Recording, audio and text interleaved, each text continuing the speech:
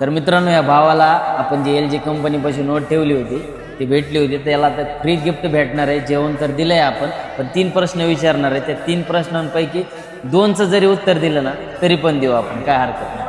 तर हॉटेल शौर्यवाड्याच्या मालकाचं नाव काय? दादा नाना. नाना नाव आहे, बरोबर. आणि हॉटेल 7777च्या मालकाचं नाव? लखन दादा माने. बरोबर. बरं, आता एक तिसरा प्रश्न विचारतो. हॉटेल जलपरीच्या मालकाचं नाव काय? रवी दादा काळे. 100% वापी करायची नाही. प्रश्नांचे उत्तर बरोबर दिले तर भावाला आपल्याकडून एक बुट कंपनीचं इयरबड फ्री असेल.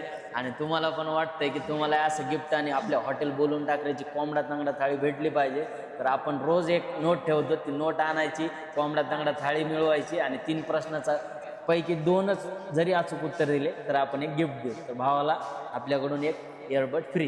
धन्यवाद भाऊ. कसं वाटतंय? एकच नंबर.